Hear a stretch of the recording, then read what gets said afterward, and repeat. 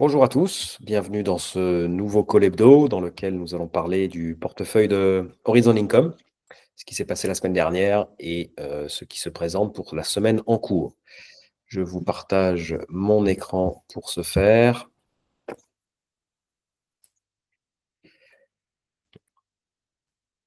Hop.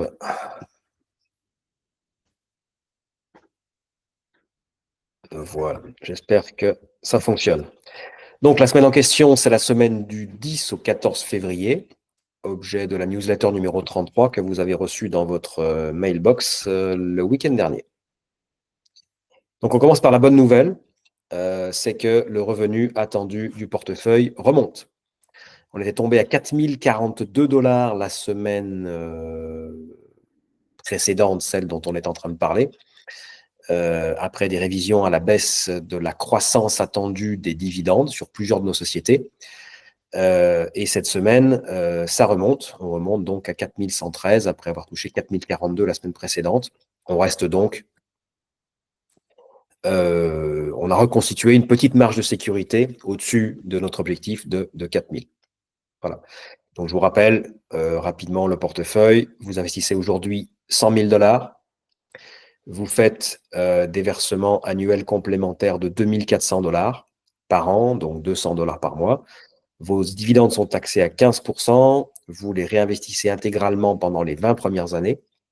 Et en année 21, ce que j'appelle un petit peu le exit date, c'est-à-dire c'est la date de sortie, mais en fait c'est la date à partir de laquelle vous commencez à vraiment jouir de vos dividendes et à pouvoir les consommer.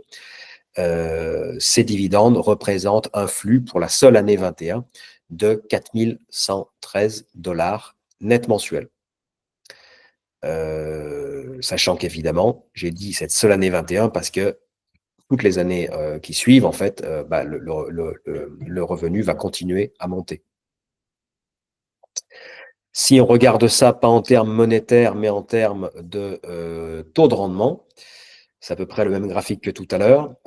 Donc, on voit l'évolution du taux de rendement du portefeuille au cours du temps. Alors, taux de rendement, pas calculé par rapport, comme on le voit souvent, ça n'a rien d'incorrect, mais pas rapporté par rapport au prix de marché actuel, mais rapporté à notre coût total, c'est-à-dire à l'ensemble de l'argent qu'on a mis dans ce portefeuille sur les 20 premières années de notre plan d'investissement.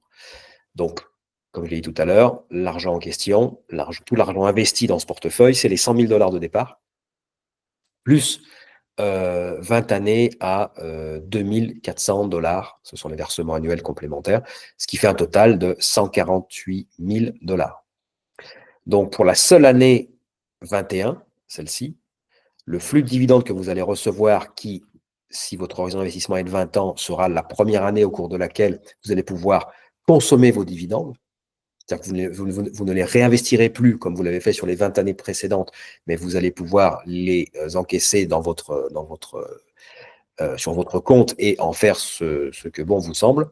Donc, ce flux de dividendes pour la seule année 21 va représenter un tiers de la totalité de l'argent que vous aurez mis dans ce portefeuille depuis 20 ans. Et vous voyez ensuite, si vous sortez plus tard, vous voyez l'évolution qui devient exponentielle, évidemment, de votre yield on cost, toujours net d'impôt. Alors, allons maintenant aux commentaires hebdo pour voir un petit peu ce qui s'est passé.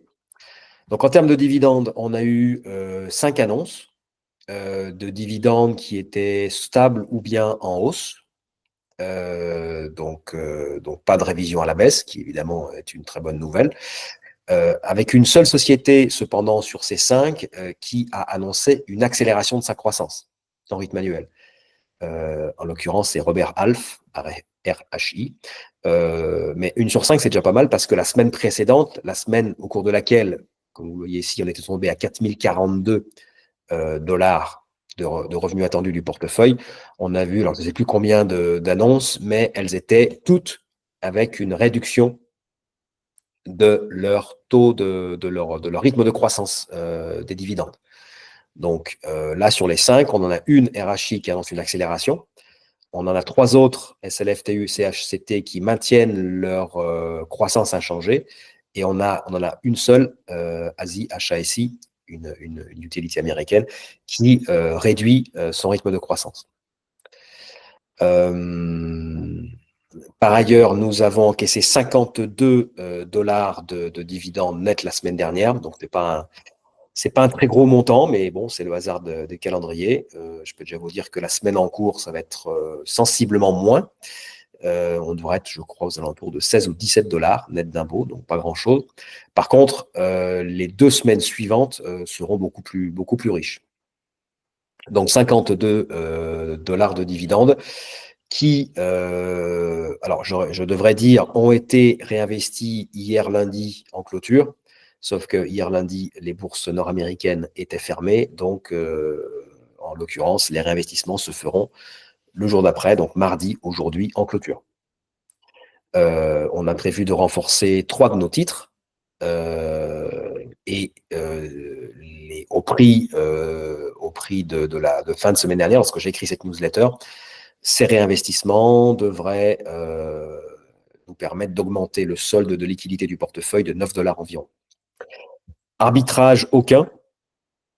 J'avais dit dans le précédent call que j'avais plus ou moins préannoncé un arbitrage parce qu'effectivement, comme on était tombé à 4042 de revenus mensuels attendus, on s'était quand même dangereusement rapproché de la barre des 4000. Donc, je voulais reconstituer une marge de sécurité. Cette marge s'est reconstituée cette semaine sans avoir besoin de faire ces arbitrages. Donc, surtout dans un marché tendu, je ne fais aucun arbitrage pour l'instant. Alors, impact sur le portefeuille. En termes de qualité, aucun changement majeur. Un tout petit changement positif. Ici, vous le voyez, le rating S&P Standard & Poor's en termes de qualité de crédit de nos entreprises, donc du portefeuille dans son ensemble, il passe de 67 à 68% pour la part investment grade, c'est-à-dire tous les ratings qui sont triple B- et au-dessus. Donc ça, c'est plutôt positif. En termes de revenus, donc on l'a dit, le revenu mensuel net attendu de ce portefeuille après 20 ans augmente de 71 dollars par rapport à la semaine dernière. On passe de 4042 à 4113. Donc le fait qu'on soit, bon, c'est psychologique, hein, il n'y a absolument rien de scientifique derrière tout ça, mais le fait qu'on ait réintégré, qu'on soit repassé au-dessus de la barre des 4100 dollars, c'est un petit peu ce qui m'a convaincu de ne pas faire d'arbitrage cette semaine. Alors, qu'est-ce qui explique cette remontée de 71 dollars? Il y a 2 choses essentiellement. Comme vous le voyez ici, donc les 2 moteurs de notre rente, hein, comme toujours, c'est le taux de rendement de notre portefeuille pour le premier moteur, et le deuxième moteur, c'est le taux de croissance annuelle attendue de nos dividendes sur les 20 prochaines années. Et comme vous le voyez ici, l'augmentation de 71 dollars, elle est due à peu près à parts égales à l'augmentation de nos taux de rendement du portefeuille qui passe de 6,86 à 6,90 et à l'augmentation du taux annuel de croissance des dividendes qui passe de 4,02 à 4,06. Donc, en ce qui concerne la croissance, l'augmentation est liée à l'annonce de RHI qui, comme je l'ai dit tout à l'heure, a annoncé une accélération de sa croissance. Donc, ça, c'est positif. Quant au taux de rendement, c'est lié essentiellement à l'augmentation du dollar canadien face au dollar américain cette semaine. Nous avons, alors je ne sais plus exactement, mais environ entre 20 et 25% de notre portefeuille qui est constitué de titres canadiens. Donc, lorsque le dollar canadien augmente face au dollar américain, c'est positif pour notre revenu. En termes de rendement, donc j'en ai parlé, en année 21, on récupère un tiers de notre investissement total. La valeur attendue de ce portefeuille après 20 ans remonte donc par rapport à la semaine dernière, bien évidemment. On repasse au-dessus de 900 000 dollars, 906 000 dollars 266 exactement, ce qui correspond à une performance moyenne annuelle avant impôt de notre portefeuille de 11%. 11% à comparer avec la performance annuelle moyenne du S&P sur très longue période, pratiquement 100 ans, de 9,8% par an. Mettons 10. Donc, comme on le voit, 11%, c'est mieux que 10.